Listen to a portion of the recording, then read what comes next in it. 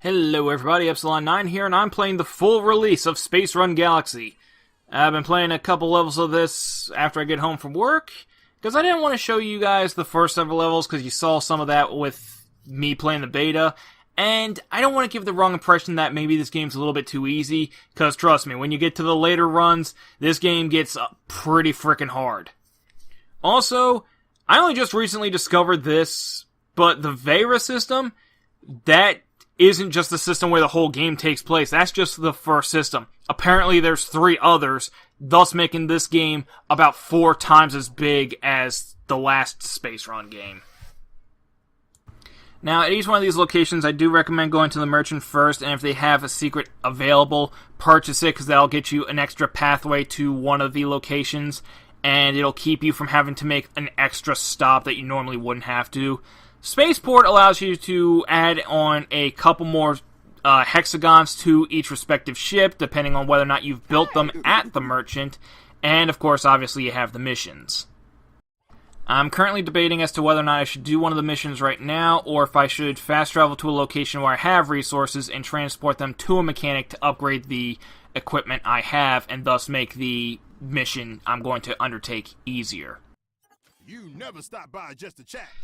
I'm spending most of my resources and cash just buying the ability to build more versions of whatever I need on my ship. Because in the last game, you could always build thrusters on your ship. And you could build as many thrusters on your ship as you wanted, provided A, you had enough room, and B, you got enough of the space bolts in the process of the mission.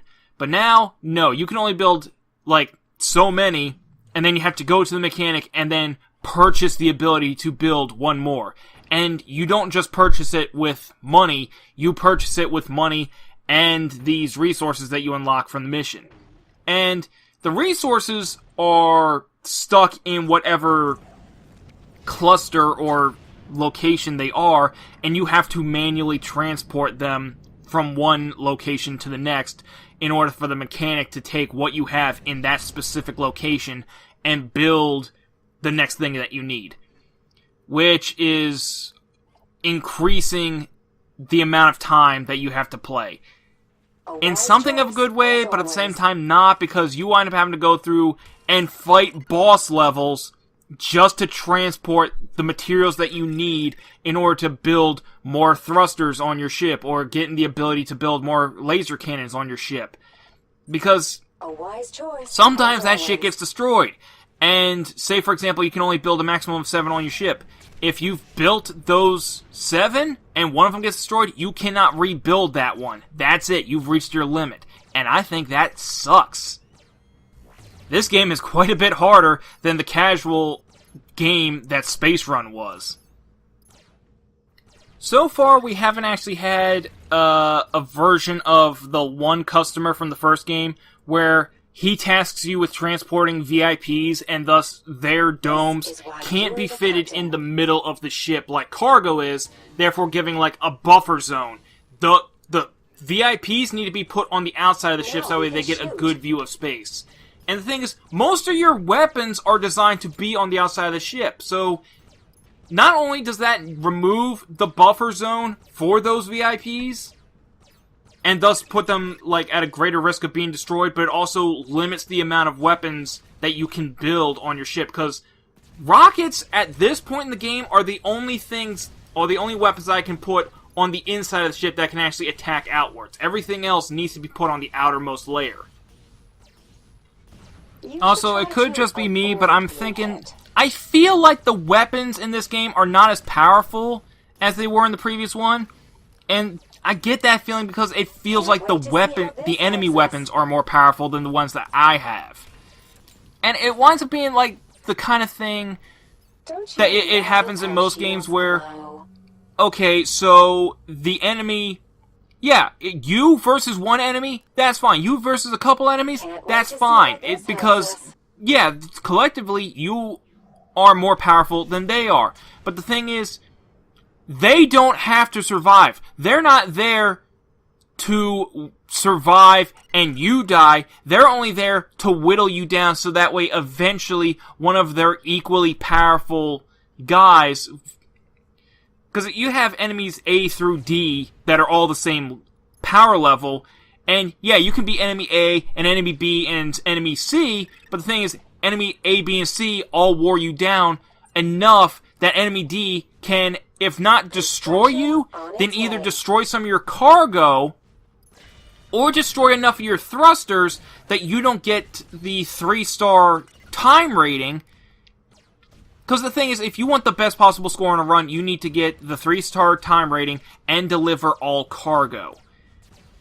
And the thing is, like, this, it's hard enough to get there with all cargo intact, let alone with enough time to get the full reward.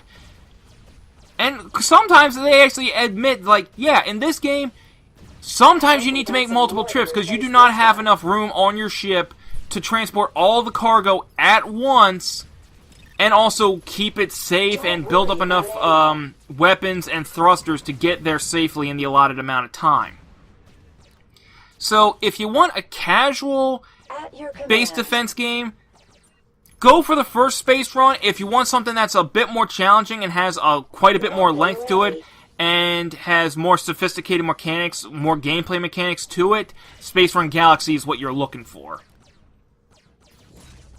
Now, if you're very clearly not going to get the 3-star rating or some of the cargo gets destroyed, yes, you can restart the mission at no penalty, but I think in the last one, if you restarted, all the enemies and asteroids would respawn from the same places, in the same directions, at the same points in the mission.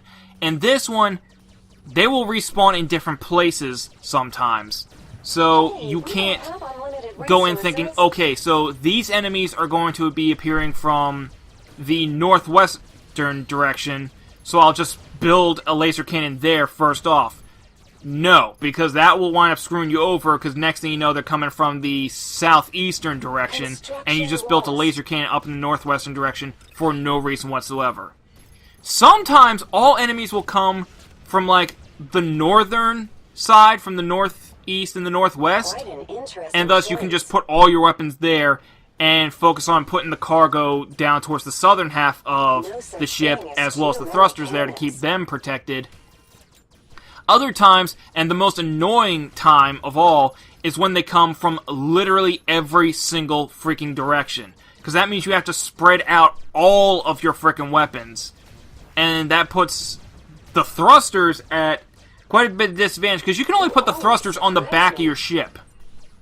So the more enemies you have coming from the rear, the less room you have for the thrusters, and the more likely that you're not going to be able to get the 3-star time rating, especially since you're putting all the nuts and bolts that you have, that you get, into building weapons and building shields and building stuff to protect your ship and the cargo and the thrusters, that you don't wind up having enough to build more thrusters. And the thrusters, out of all the stuff that I have right now, the thrusters are the single most expensive thing. So it's a lot harder to build the thrusters than it is the weapons to defend the thrusters. And the weapons themselves wind up getting smoked very easily. Even when I have a shield protecting them, because the shields, I feel, aren't as powerful as they were in the last game. They don't recover quite as fast. And the special abilities all stem from the single focus that you have.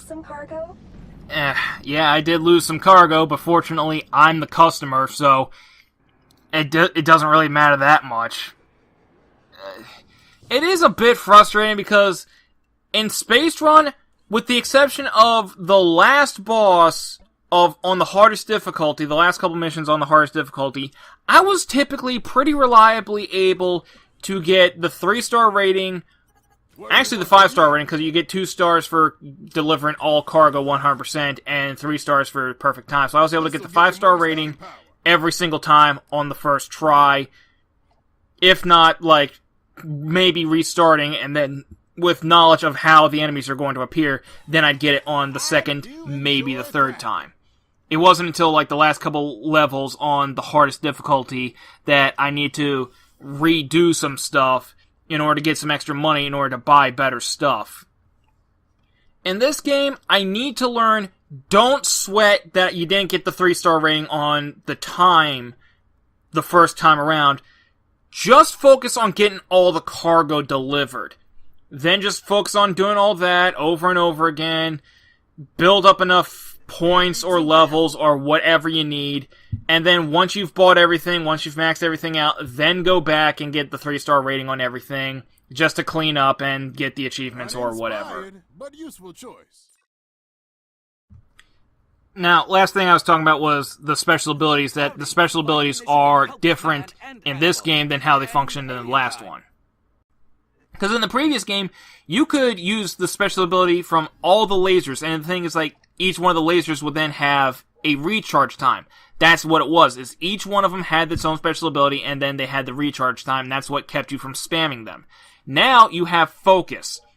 So, if you have, like, 75 focus, and a special ability of the laser only costs 25, and you have 2 lasers, you can fire the special ability from each one of the lasers once, and then you have to wait like 30 seconds for each to cool down, even though you still have more focus.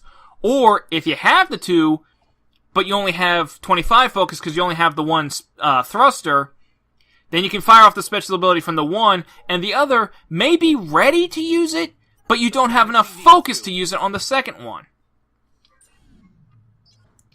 Now, some of you might be taking my whining about some of the things like, oh, you're complaining because it's hard and it's not a easy, relaxed, casual game like the first one. That's not a problem.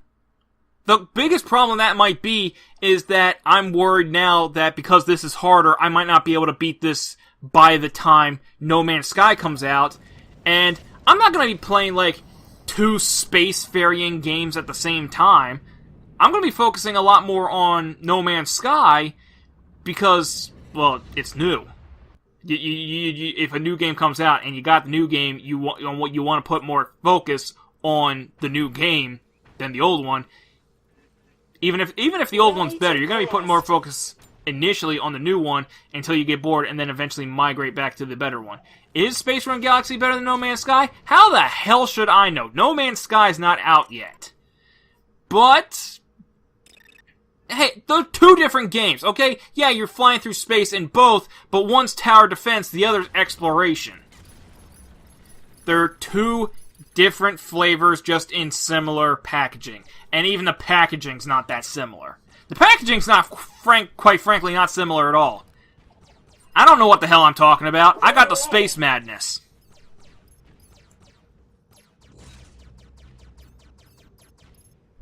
Now, I don't know about you, but my personal favorite episode of Cowboy Bebop was Heavy Metal Queen.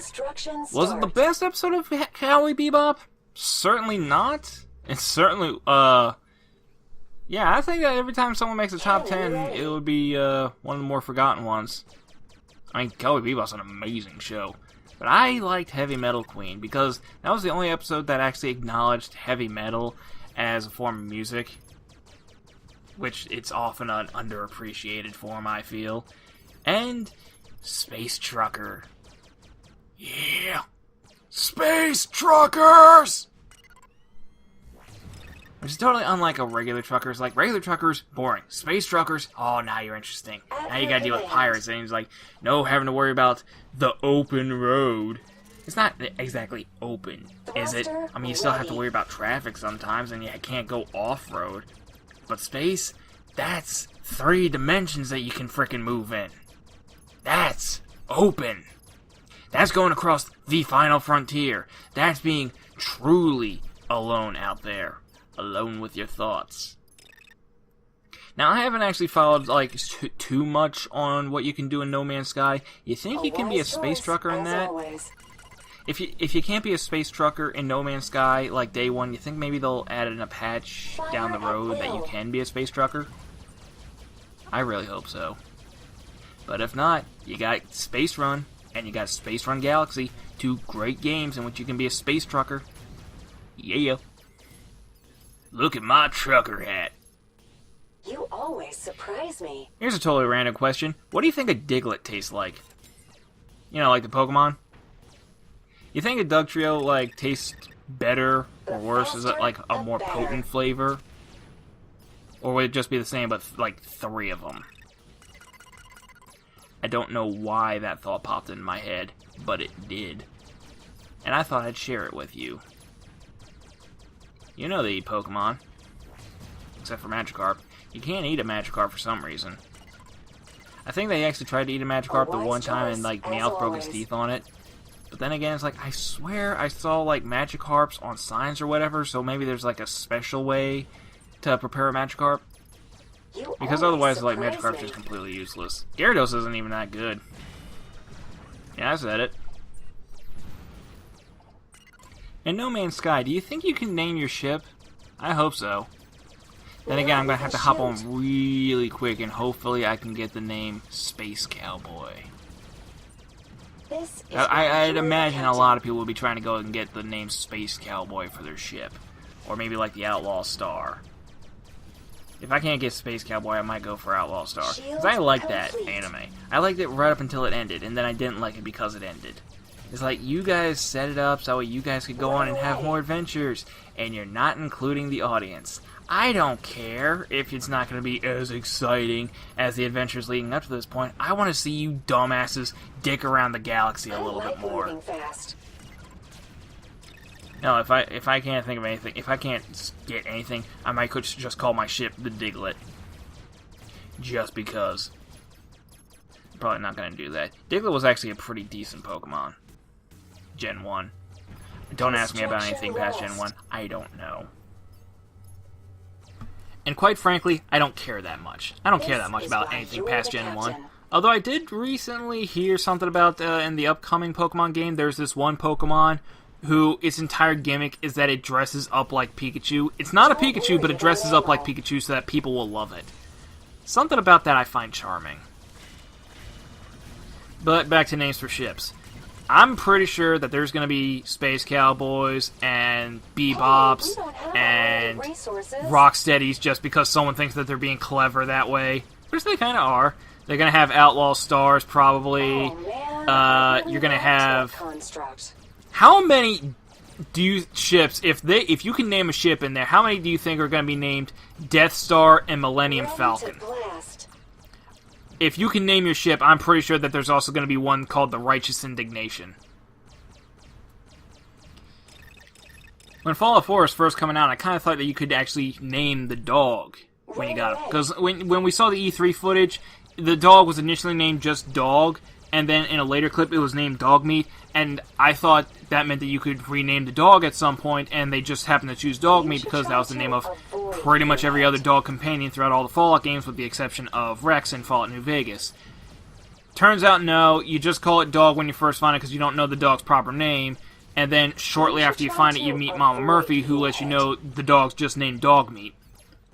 And if you wind up skipping Mama Murphy and you just continue through the story, then you eventually find Nick, who I'm pretty sure tells you that the dog's named Dogmeat. Because that dog gets around. And when I found that, I was like, aw. Because I was talking to Karasti, and I was thinking about naming the dog Schmuckers.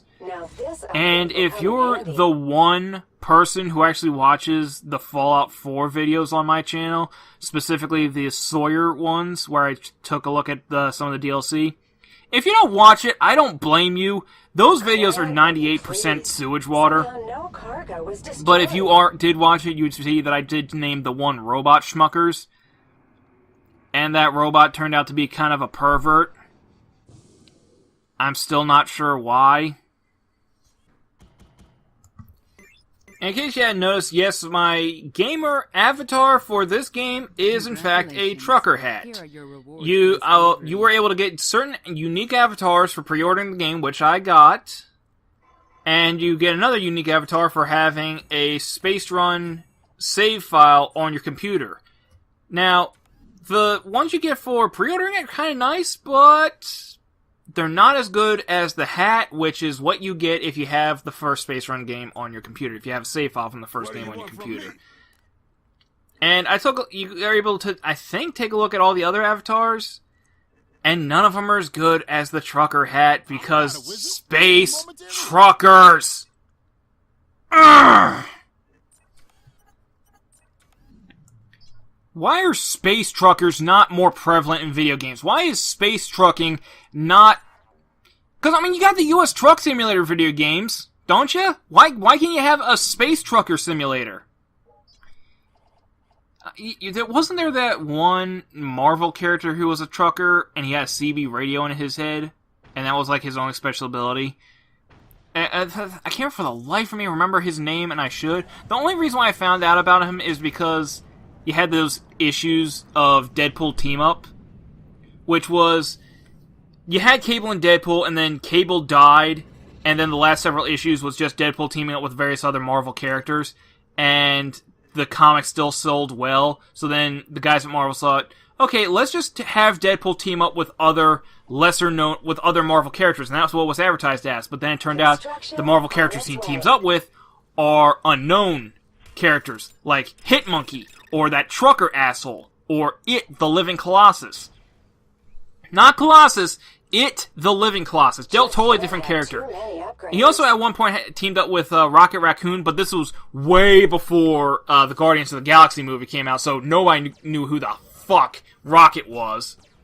So all they were doing was just taking the most popular character at the time, Deadpool, and trying to drum up interest in other characters. Because that's all Deadpool was at that point, was a marketing tool.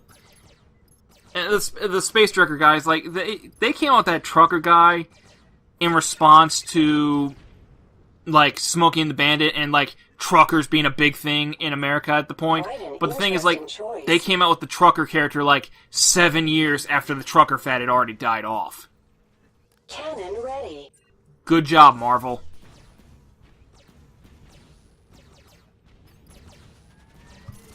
This is a pretty good game to play when you're listening to a podcast or something. Or, like, having a video playing in the background. You know what's not a good game to do that with? Overwatch. I mean, you could. You're not going to be doing very well in it. But you can do it. Playing against the AI, that's very easy and relaxing.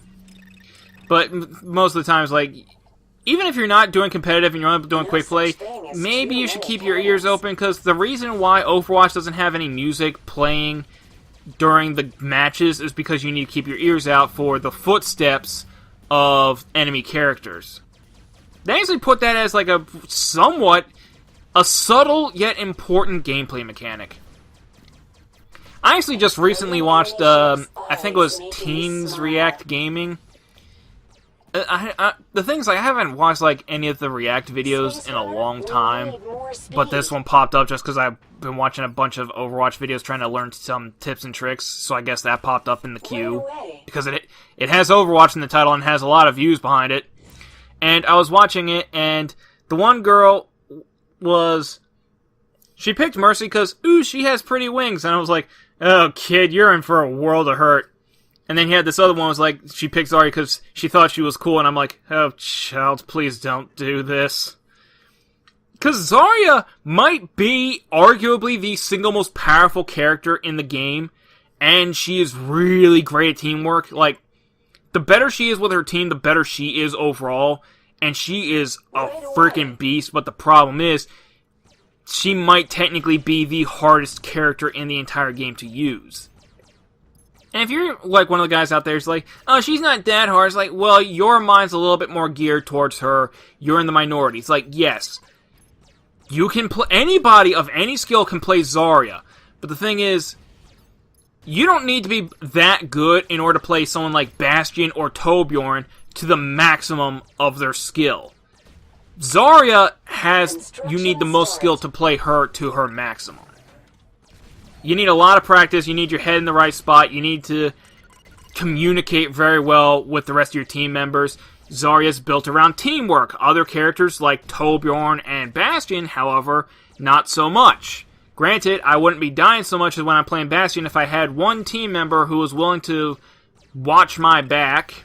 Because there's like a few good places for Bastion to set up, but then again, there's like that one spot right behind him that will leave him open for like one guy who's good at flanking. If I had one guy on my team to watch my back, I would never get killed as Bastion. But again, that's just being selfish. I need to support my team rather than my team support me. Or like having one guy who's in... Because, yeah, Bastion, he's not the most interesting gameplay. You just sit there and you click with the mouse. And as boring as Bastion might be for most other players, having to sit and protect a Bastion might be even more boring. I don't know how some of those Reinhardt guys do it. Also, I've been playing with D.Va a lot more, because I played with D.Va when she first came out, and I played with her quite a bit. Now that she got that buff, and now her shield acts the way it does, her defense matrix, and the fact that she's immune to her self-destruct, she is probably one of the better characters in the game. She is amazing. And the thing is, if you're thinking she's overpowered, you're freaking nuts, because her basic attack doesn't do shit for dick for damage. But I still love her. I still love the hell out of D.Va. And I just remembered, I was actually singing that cute little song for D.Va the last time I played Space Run Galaxy, specifically when I played Space Run Galaxy the beta. Go check out that video. You might enjoy, if you enjoy this video, you should enjoy that one. Hey, we don't have unlimited resources. You know, I've been having such a blast with just the main story missions and just transporting resources from one location to another. I haven't even touched the multiplayer maps yet, or excuse me, the multiplayer missions yet. I should probably hop on that if I want to make some extra cash, maybe get a few more resources. Especially since we got like a whole mess of games coming up, so it's like, even if I do touch on it, I might not even like make a video out of it. Not that there's a demand for me to make a video, I would think, but there's so many good games coming out pretty soon. Oy vey. This is what's known as an embarrassment of riches. I don't know what the hell's gonna happen to my channel after Persona 5 comes out. That game is really long, and it's going to be taking up a lot of my free time. My channel might be going on hiatus at that point. Oh man, I really liked that construct. I don't know, the construct that is my channel might survive, because if I just play all the way through Nier Automata and record that and upload that, that might last me throughout the stretch of Persona 5? Maybe? I might have some other videos saved up on the side, perhaps.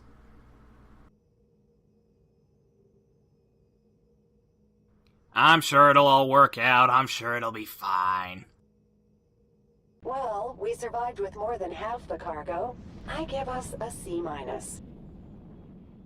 That's fine. We managed to transport the stuff I needed for the anti-missile defense system. The 3-star time does not matter for this mission, even less than any other missions, because this was a personal run, not a story-based mission.